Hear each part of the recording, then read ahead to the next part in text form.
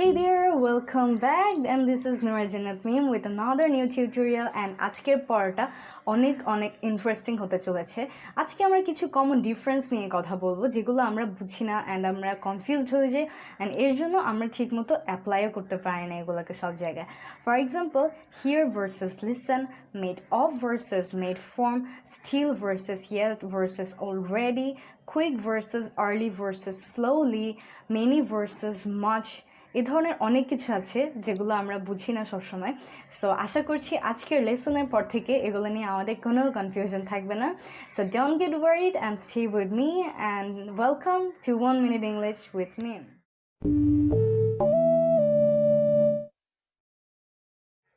So at first we have hear versus listen. So আমরা কখন hear use করি and কখন listen ইউজ করি। সো বেসিক্যালি hear আমরা তখন বলি যখন যে কোনো সাউন্ড আমরা জেনুইনলি শুনি, লাইক এমনি একটা সাউন্ড হচ্ছে এই জন্যই আমরা শুনছি, আমরা ইচ্ছা করে সেটাকে শুনছি না। সো তখন আমরা এটাকে বলি hear. For example, I can hear a dog barking or I can hear the sound of a machine. তার মানে একটা কুকুর ডাকছে দেখে আমি শুনছি বা একটা মেশিনের শব্দ হচ্ছে দেখে শুনছি, ব্যাপারটা এমন না যে আমি ইচ্ছা করে শুনতে যাচ্ছি। And when it comes to listening, so listening মানে হচ্ছে মনোযোগ দিয়ে শোনা, to focus on that sound.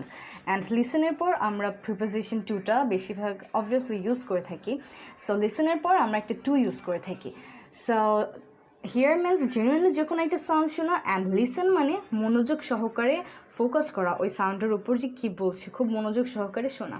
So আমি যদি বলি আম হিয়ারিং ইউ, দ্যাট মিন্স আমি জাস্ট তোমার কথা এমনি শুনছি। অ্যান্ড আমি যদি বলি আম লিসনিং টু ইউ, তার মানে আমি তোমার কথা খুব মনোযোগ দিয়ে শুনছি।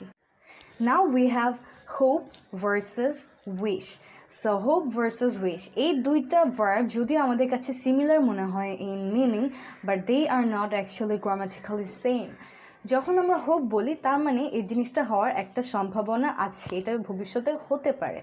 কিন্তু যখন আমরা উইশ ইউজ করি তার মানে এটা আসলে হবে না কখনো, বাট আমরা জাস্ট বলি যে এরকমটা হলে ভালো হতো। ফর এক্সাম্পল আমি যদি বলতে যাই I hope they will come tomorrow, তার মানে আমি আশা করছি যে তারা আগামীকাল আসবে, তার মানে তারা আসতেও পারে নাও আসতে পারে। কিন্তু আমি যদি বলি I wish they could come tomorrow, that means তারা আসবে না, বাট আমি আশা করছি যে তারা আসলে ভালো হতো। সো এইখানে হোপটাকে আমরা যে কোনো টেন্সে ইউজ করতে পারি, বাট উইশের যে অক্সিলিয়ারি বা ভার্বটা আছে এটাকে আমরা কখনোই প্রেজেন্ট ফর্মে বলতে পারি না, that will be a mistake. So আমরা শর্টকাটে এটা মনে রাখতে পারি, hope is equal to will possibly happen. Now comes invent versus Discovery. So আমরা এই দুটাকে কখন ইউজ করে থাকি? ইনভেন্ট আমরা তখন বলি যখন কোনো কিছুর অস্তিত্ব আগে ছিল না, টোটালি নিউ একটা জিনিস আবিষ্কার করা হয়েছে, তখন আমরা বলে থাকি ইনভেন্ট। অ্যান্ড ডিসকভারি মানে এই জিনিসটার অস্তিত্ব অনেক আগে থেকেই ছিল কিন্তু নতুনভাবে এটাকে খুঁজে বের করা হয়েছে বা আবিষ্কার করা হয়েছে, তখন ইউজ করা হয় Discovery. For example TV is an invention of modern science, তার মানে টিভি আগে ছিল না, টিভিকে নতুন করে বানানো হয়েছে, নতুন কিছু একটা বানানো হয়েছে, সেটাকে আমরা নাম দিয়েছি টিভি। অ্যান্ড আমরা যদি বলি আ ফসিল হ্যাজ বিন ডিসকভার্ড, তার মানে ফসিলটার অস্তিত্ব অনেক আগে থেকেই ছিল, অনেক লাখ লাখ কোটি কোটি বছর আগে থেকেই ছিল, কিন্তু ফসিলটাকে নতুন করে খুঁজে পাওয়া হয়েছে। So a fossil has been discovered and TV is an invention of modern science. Now we have much versus many. So many আমরা ইউজ করে থাকি কাউন্টেবল নাউনের ক্ষেত্রে অ্যান্ড মাচ আমরা ইউজ করে থাকি আনকাউন্টেবল নাউনের ক্ষেত্রে। ফর এক্সাম্পল আমরা যদি কোনো জিনিস গুনতে পারি তখন আমরা বলবো মেনি, অ্যান্ড যদি না গুনতে পারি তখন আমরা বলবো মাচ। সো আমি বলতে পারি Nabil has many pens or there are many chairs in this room, তার মানে নাবিলের কাছে অনেকগুলো কলম আছে অ্যান্ড কলমগুলো গোনা যাচ্ছে, অ্যান্ড এই রুমে অনেকগুলো চেয়ার আছে অ্যান্ড সেই চেয়ারগুলো গোনা যাবে। অ্যান্ড আমি যদি বলতে চাই যে এই পুকুরে অনেক পানি আছে তখন কিন্তু মেনি ইউজ করতে পারবো না, তখন আমাকে ইউজ করতে হবে much. For example there is much water in the pond. Now comes most confusing made of versus made from. So কখন আমরা মেড অফ ইউজ করি অ্যান্ড কখন আমরা মেড ফ্রম ইউজ করি? সো মেড অফ আমরা use করি যখন কোনো একটা জিনিস বানানোর পর যদি দেখা যায় যে কী দিয়ে বানানো হয়েছে, ওই ইনগ্রেডিয়েন্টটা যদি দেখা যায় তখন আমরা বলি মেড অফ। অ্যান্ড বানানোর পর যদি ইনগ্রেডিয়েন্টটা দেখা না যায়, কী দিয়ে বানানো হয়েছে সেটা যদি দেখা না যায়, অ্যান্ড জিনিসটা যদি টোটালি ট্রান্সফর্মড হয়ে অন্য কিছু একটা হয়ে যায়, তখন আমরা ইউজ করি made from.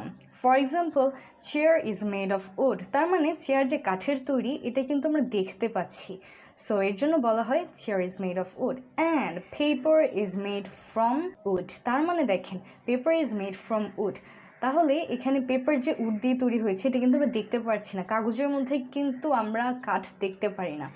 So chair is made of wood and paper is made from would. So this is the difference between made of and made from, and আশা করছি এটা নিয়ে আমরা কখনো আর কনফিউজড হব না। Now there is soon versus early versus quickly. So soon আমরা কখন use করে থাকি? Whenever we talk about something that's going to happen in a short time from now, তার মানে এখনের থেকে খুব অল্প সময়ের মধ্যে যেটা হতে চলেছে সেটাকে আমরা বলে থাকি soon. For example, I will see you soon in 5 minutes. তার মানে আমি 5 মিনিটের মধ্যে তোমার সাথে দেখা করছি। That means a very short time from now. So এইসব জায়গায় আমরা ইউজ করে থাকি soon. And early is used when we talk about something that will happen before the expected time. তার মানে একটা ডেফিনিট টাইমের আগের কোনো কথা যদি আমরা বলতে চাই তখন আমরা সেখানে early ইউজ করব। For example, I had to go to work early. তার মানে আমাকে কাজে তাড়াতাড়ি যেতে হতো। সো এখানে তাড়াতাড়ি যেতে হতো এর মানে হচ্ছে এটাই একটা ডেফিনিট টাইম ছিল অ্যান্ড আমাকে সেই টাইমের আগেই যেতে হতো, সো এখানে আমি আর্লি ইউজ করছি। And there is quickly. Quickly is used when we talk about something that will happen rapidly or in a quick pace. তার মানে যখন কোনো কিছু খুবই তাড়াহুড়োর সাথে হয়ে যাবে তখন সেখানে আমরা বলতে পারি quickly. For example, we're late, we need to walk quickly. তার মানে আমাদের খুব দেরি হয়ে গেছে and এখন আমাদের জলদি জলদি হাঁটা উচিত। সো এটাকে আমরা শর্টকাটে কীভাবে মনে রাখতে পারি? So soon is equal to happening in a short time. Early is equal to happening before the expected time, and quickly means happening rapidly. So আমরা জাস্ট এই তিনটাকে যদি মনে রাখতে পারি তাহলে আমরা খুব ইজিলি এগুলো ডিফারেন্সগুলো ধরতে পারবো।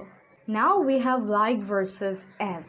So like is used as a preposition before noun and pronoun, which means similar to, and like is also used to compare any appearances. So আমরা লাইককে কখন ইউজ করে থাকি? তার মানে যখন আমরা কোনো কিছু বোঝাতে চাই যে সিমিলার টু, তখন আমরা লাইককে ইউজ করি। And as is used as a preposition before noun, which means in the role of. এখন আমি যদি বলি as your brother I will help you and like your brother I'll help you.